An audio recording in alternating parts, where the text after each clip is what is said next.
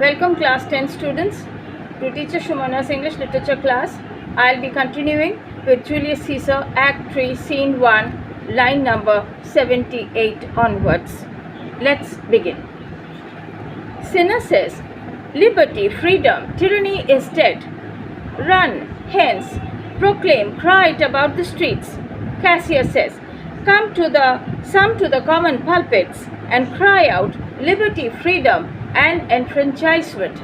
So they are saying, Cinna is saying, you cry out, liberty is crying out, liberty, freedom, tyranny is dead. So why is tyranny? So Caesar is symbolically associated with tyranny.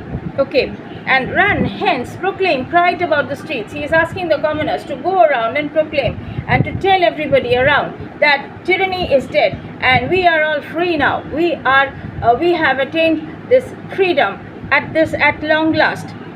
Cassius said, some to the common pulpits. Some of you please go to the common pulpits and cry out liberty, freedom and enfranchisement. That is, all of us are freed from any type of oppression that we have been suffering from late.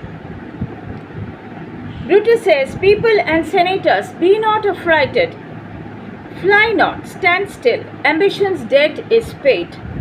So, people, please do not get very nervous and do not go around running around here and there. So fly not, stand still. So there is no need to hurry around. Stand still. It is only that ambition's debt is paid. That is as if Caesar has been very ambitious of late and he has to pay this for being over ambitious to the nation. How has Caesar paid? He has paid by dying. Okay. Casca says, go to the pulpit, Brutus. Decius says, and Cassius too. Brutus says, where's Publius? Cinna says, here, quite dumbfounded with this mutiny. Metellus, stand fast together, lest some friend of Caesar's should chance.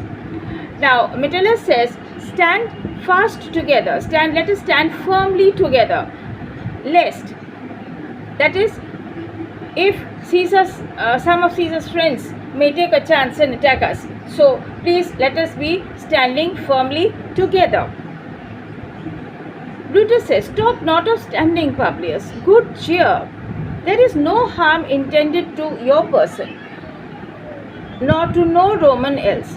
So, Brutus is telling Publius, talk not of standing. Good cheer. Let us all cheer. There is no harm intended to anybody, to your person. There is no harm intended to you as a person, nor to no Roman else, nor to any other Roman. So tell them, Publius. Cassius says, and leave us, Publius, lest that people rushing on us should do your age some mischief. Now Publius, because he is old, he is not very fit also. Cassius says that you may leave the place because people are coming around, people may be coming towards us and you may face some sort of problem because of your ill health and because of your age. And if people, they may do some mischief, they may do some misdeed on us. So please go away from this place. Otherwise, some harm may come to you.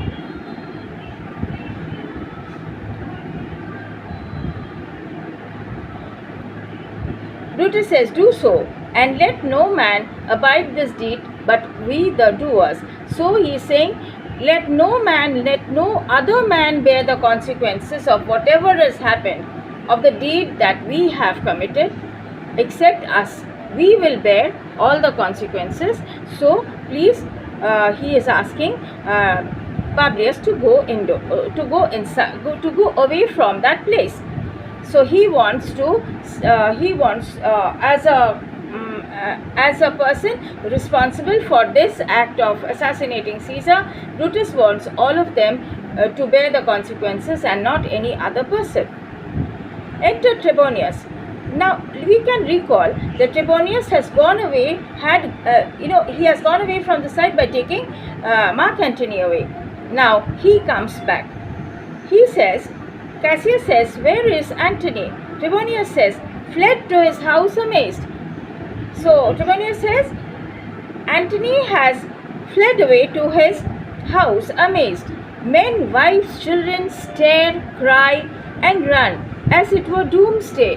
Men, wives, and children, they are running away, they are crying as if it's the day they are doomed, as if it's the day of the judgment, and they are fearing. They are getting frightened of what has happened in front of them. Brutus says, Fates, we will know your pleasures. That we shall die, we know. But 'tis but the time, and drawing days out, that men stand upon. That is, fate, we know your pleasures. We know that we have to go according to our fate, and we shall always follow our fate, and that we shall die one day, we know it. All of us, we know that we shall be dying one day. However, but the time and drawing days out, that man stand upon. Then fate shall decide whatever fate shall give us.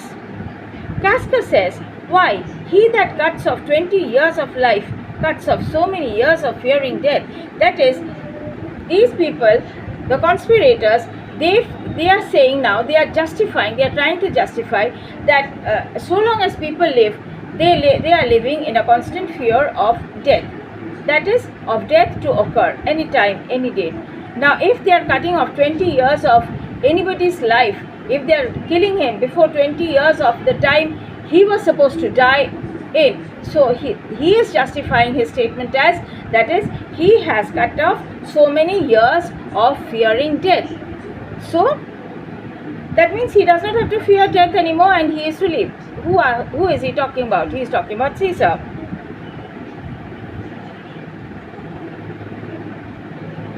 Brutus says, grant that, then death is a benefit. So Brutus says, yes. So then let us admit, so grant that death is a benefit. Let us all agree to that. Death is a benefit. So are we Caesar's friends? So we have proved ourselves to be Caesar's friends by killing him.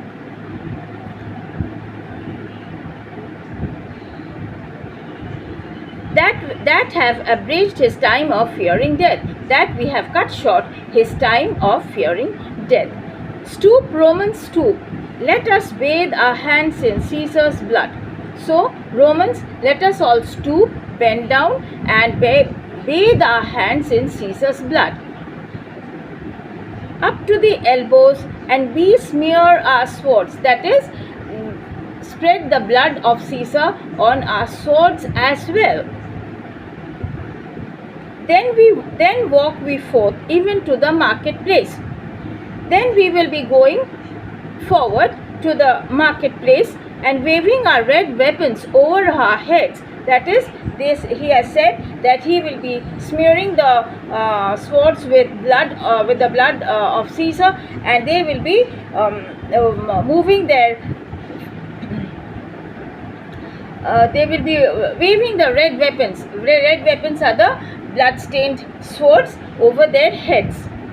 Let's all cry, peace, freedom, and liberty. Cassius, stoop then and wash. How many ages since shall this lofty scene be acted over, in states unborn and accents yet unknown, states that have not been founded, states that do not exist now.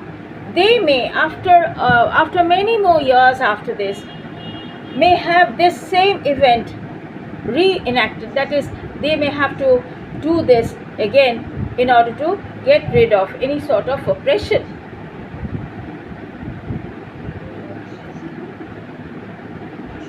Brutus, how many times shall Caesar bleed in sport, that now on Pompey's basis lies along? So, how many times shall Caesar bleed in sport? For entertainment, how many times will he bleed? So, now he lies. Where does Caesar lie? After being stabbed and assassinated, he lies at the base of Pompey's statue. No worthier than the dust.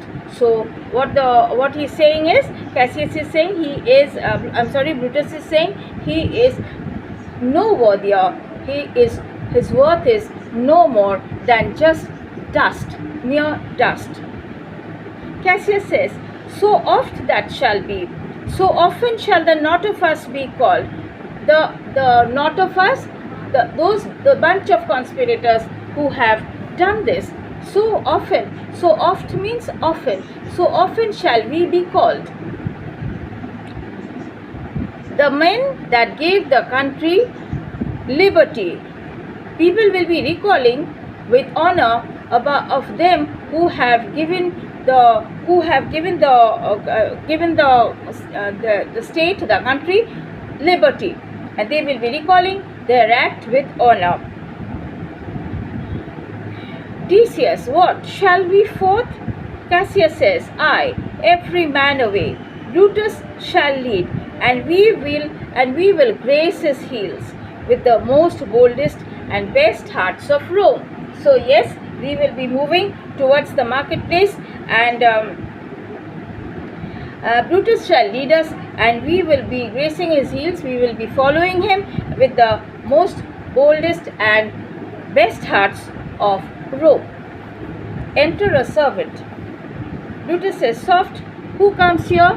A friend of Antony's? Servant says, thus Brutus did my master bid me kneel. Thus Brutus, in this way Brutus, my master, bid me kneel. That thus did Mark Antony bid me fall down. He has asked me to fall down at your feet, and being prostrate, being lying down at your feet, thus bade me say, he has ordered me to tell you that Brutus is noble, wise, valiant, and honest. Caesar was mighty, bold, royal, and loving. Say, I love Brutus. That is, Antony has sent his servant to tell Brutus that I love Brutus. That is, Antony loves Brutus, and I honor him. That Antony honors Brutus. Say, I feared Caesar, honored him, and loved him. Say that he has asked his servant to tell Brutus that he used to honor Caesar, love him, and also fear him. If Brutus is vouchsafe, if Brutus will vouchsafe, that is, if Brutus will agree and give if Brutus agrees that if Brutus can assure that Antony be safe to come here near them, then he can come. So what does he say? If Brutus will vouchsafe that Antony may safely come to him, and be resolved how Caesar hath deserved to lie in death. That is, obviously Antony wants to know the reason why they have killed Caesar, the reason why Caesar has been assassinated. So he says that if Brutus will vouchsafe, that if Brutus can assure that Antony be safe in their company, that he can come along and ask them and be known of the reason why Brutus has been assassinated. Mark Antony shall not love Caesar dead so well as Brutus living. So Mark Antony, he can see I'm sorry, that Caesar is dead, and he will not obviously love the dead body of Caesar than the living Brutus, but will follow the fortunes and affairs of noble Brutus. And Antony will definitely follow the fortunes and affairs of noble Brutus. Thorough the hazards of this untrod state. Like he wants to know thoroughly the hazards of this untrod state. Now the situation is absolutely seems unknown to Antony. So he says, the situation being unknown, he really wants to come along and to know them with all true faith. So says my master Antony. So the servant says that with all true faith, my master Antony says that wants to get assured if he can come here and be resolved and be known about everything that has happened and of all the reasons that have compelled the assassinators to kill Caesar. Brutus says, "Thy master is a wise and valiant Roman. I never thought him worse." So thy master is a very wise and valiant Roman. He is very brave. I never thought him worse. I never thought him anything worse than this. I never thought him worse. I didn't ever think that he is bad. Now, tell him, so please him come unto this place. So if please ask him to come here, he shall be satisfied, and by my honor depart untouched. So Brutus, he is saying that by his honor Antony will depart untouched from that place, and so he is requesting the servant to please go and tell his master to come to the conspirators and come to the assassinators rather, and be resolved of everything he wants to be. Whatever queries he has, he may please get them known here. Alright? He may know them. He may satisfy his whatever he wants to know. And he will definitely depart untouched from this place. We will not harm him at all. He will not be harmed at all. Servant says, I'll fetch him presently. Brutus says, I know that we shall have him well to fret. So Brutus says that I'm sure that we will be having him here as our friend. Cassius says, I wish we may. Cassius, from the beginning we know that he actually didn't want Antony to live after Caesar. He wanted both of them to be killed together. However, since Brutus has not agreed, that could not be done, and so now Brutus is saying that we will be having him as our friend. So with that, Cassius says, I wish we may, but yet I have a mind that fears him much. But yet I have a mind, I feel somehow that fears him much, that he has something in his mind, and I am really scared of that. And my misgiving falls shrewdly to the purpose. And definitely I feel that whatever I'm feeling, it is actually fitting in to what has happened. It really falls shrewdly to the purpose, and it always seems to be unpleasantly correct. Enter Antony. Brutus says, but here comes Antony. Welcome, Mark Antony. O mighty Caesar, Antony says. He looks at the dead body and he says, O mighty Caesar, dost thou lie so low? Are all thy conquests, glories, triumphs, spoils shrunk to this little measure, that you're lying down you're lying down prostrate in this manner?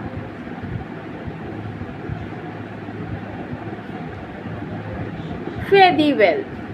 So he bids Caesar farewell. I know not, gentlemen, what you intend.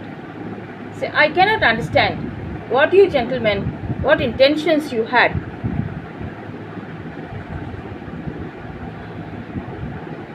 Who else must be let blood? Who else is rank?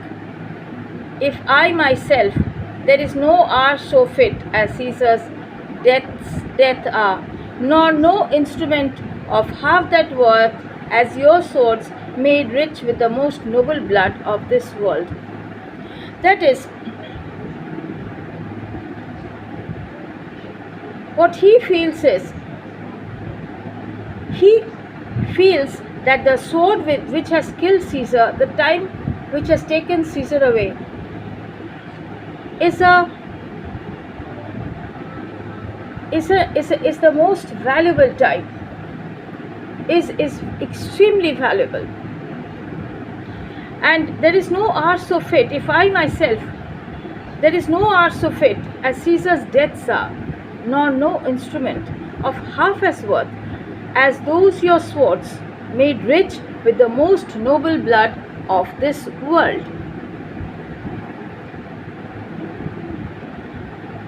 So Caesar's blood, according to Antony, is the most noble blood of this world. And Antony, you can understand, he is feeling very, very sad. I do beseech ye, if you bear me hard. Now whilst your purple hands do reek and smoke, purple hands, the hands turn blood red, dark red rather, with the blood. The blood has started to dry and the hands are looking purple. Fulfill your pleasure. So you are feeling happy that you have done something very great. Okay. Live 1,000 years. I shall not find myself so apt to die. I shall not find myself so apt to die. No place will please me so, no means of death as here by Caesar. That is, he wants himself to be killed also along with Caesar, and he feels there is no time so appropriate and no sword so justified as the one that has killed Caesar. As here by Caesar, and by you cut off the choice and master spirits of this age. That is, you are great. It is with your choice, it is by your choice that we are living. And you are the ones who are deciding. You are the master spirits of this age. Brutus says, O Antony, beg not your death of us. Though now we must appear bloody and cruel, as by our hands, and this our present act you see we do, yet see you but our hands, and this the bleeding business they have done. So Brutus says, Antony, don't beg your death of us. So Antony is saying that you please kill me also along with Caesar. This is the best time that I can die. The best instrument with which I can die. Best instrument with which can be used for me to be killed.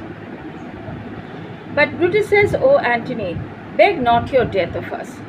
Please do not beg your death from us. Though now we must appear bloody and cruel, though we are appearing bloody and cruel now, as by our hands and our present act, so presently with the act that we have done, we are appearing very cruel. You see we do, you see, yet see you but our hands.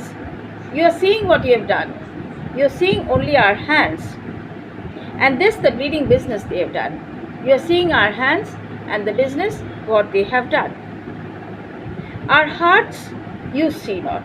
You are not seeing our hearts. Brutus is yet trying to justify the assassination of Caesar, and he is saying that they were correct. They have done it. It's a justified act, and that what they have done is correct. And pity to the general wrong of Rome. You do not see the general wrong which was being done to Rome so long as he was living. As fire drives out fire, so pity. So fire has driven out fire, fire has been made to drive out fire, and pity has been used to drive out pity. Had done this deed on Caesar, so this is what has compelled us to do it on Caesar. For your part, to you our swords have leaden points, that the swords are not sharp for you, Mark Antony. Our arms in strength of malice, and our hearts of brother's temper, to receive you with all kinds of good love, kind love, good thoughts and reverence. So what Brutus is saying, that we are receiving you with all kind love and good thoughts and reverence or honor. Now, is Brutus being practical, is the question. Antony has always been Caesar's friend, a very fast friend of Caesar, and his follower, his ardent follower. Now, when Cassius wanted to get him killed also, Brutus has not agreed. Now he is looking about Antony as a friend, Is he doing the correct thing? Let us see. We'll definitely go through the drama to see what he has actually decided upon. Is his decision correct? Let's see.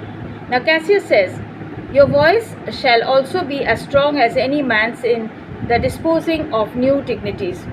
So Cassius, in order to support what Brutus has said, he is saying that your voice shall be very strong, and you have all your words will be listened to, and you will be as good as any of us. Brutus, only be patient till we have appeased the multitude. Just be patient till we have appeased the multitude. The multitude, the mob, the plebeians, the general mass. The multitude beside themselves with fear. Because the mob, the plebeians, they are extremely frightened. And then we will deliver you the cause. Let us please deal with the commoners. Let us make them peaceful, and then we will definitely give you answer your questions and tell you the cause of Caesar's assassination. Why I, that did love Caesar, when I struck him, have thus proceeded. That is, Brutus is saying that he used to love Caesar very much, and that when he has advanced to kill Caesar, definitely he must have had his own points. So he will be telling them. He is ready to tell everything to Antony when only the general mass is appeased, the multitude, the commoners are at peace. It's a period of terrible unrest because Caesar has been assassinated. Antony says, I doubt not of your wisdom. Let each man render me his bloody hand. Antony says, I don't doubt your wisdom. You are very wise people. Now please render me his bloody hand. Let each man render me his bloody hand. So he wants to shake hands with all the blood-stained conspirators' hands. First, Marcus Brutus, will I shake with you. Next, Cassius. So we can understand a tone of sarcasm in Mark Antony's voice, can't we? Yes. So let each man render me his bloody hand. First, Marcus Brutus, will I shake with you. Next, Cassius, do I take your hand. Now Decius Brutus, yours. Now yours, Metellus, yours, Cinna, and my valiant Casca, yours. Why? He was the first one to stab Caesar from behind. Though last not least in love, yours, good Trebonius. Again being sarcastic, because Trebonius was the one who has very craftily taken Antony away from Caesar, so that the assassination could be carried out without Mark Antony's interference. Gentlemen all, alas, what shall I say?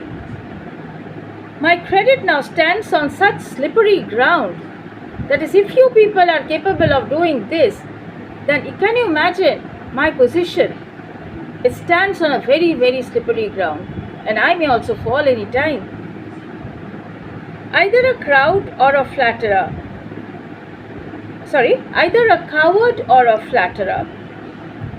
that I did love Caesar. Oh, 'tis true, if then thy spirit look upon us now, shall it not grieve thee dearer than thy death? To see thy Antony making his peace, shaking the bloody fingers of thy foes, the enemies, most noble in the presence of thy corpse, in the presence of his dead body, he is saying, Caesar, can you see that I am doing this now, standing in front of your dead body?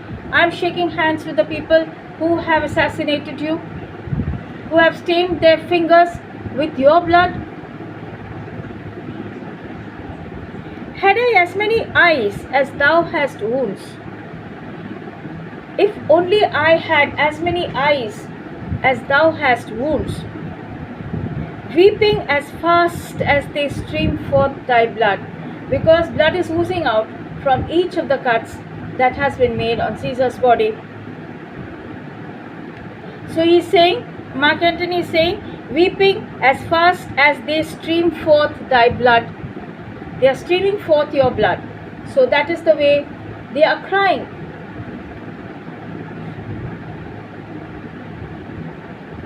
If I would become me better than to close in terms of friendship with thine enemies, that is, it would become me better than to close in terms of friendship with thine enemies.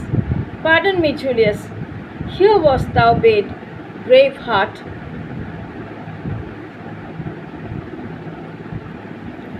Brave heart, heart is a deer. He's been killed, like hunted down as if. And heart here also is a pun. Is H-E-A-R-T, heart, the heart of brave heart of Julius Caesar. Here dost thou fall, and here thy hunters stand. Hunters, he's calling the assassinators or the conspirators who has killed him. He is calling them the hunters because he is comparing Caesar to a deer. Signed in thy spoil, crimsoned in thy lead. So, they are stained, they are blood stained. Their hands are stained with your blood. O world, crimsoned in thy lead. Crimson is deep red color in thy lead, the blood which has drained out from Caesar's body. It is the sacrificial slaughter, it seems. And it is actually a very, sentimental moment for Antony, and he is feeling that it is a deep injustice done to him. And what he's saying is, signed in thy spoil, crimsoned in thy lead, O world, thou wast the forest to this heart. He is comparing Caesar to a deer. And this indeed, O world, the heart of thee, how like a deer, strucken by many princes, dost thou here lie. He is talking to Caesar's dead body. And he's saying, look how you're lying. As though you're a deer, you have been attacked by many princes, and you're now dead, lying down in this manner. Cassius says, Mark Antony. Antony says, pardon me, Cassius. The enemies of Caesar shall say this. Then in a friend it is cold modesty. That is, the enemies also shall say this. Then in a friend, why shouldn't I? It is mere modesty. That is what I am doing.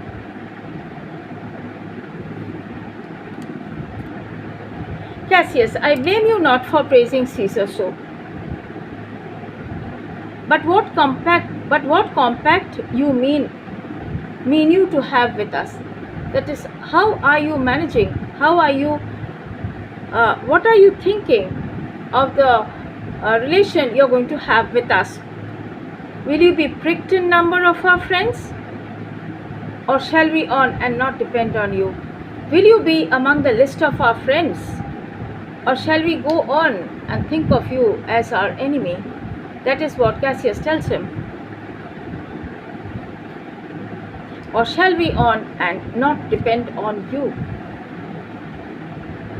So it is till here for today. Please go through the text and watch the video to the full. And please let me know of your doubts, if you have any, in the comment section, and I'll definitely get in touch with you through the comment section. Thank you so much.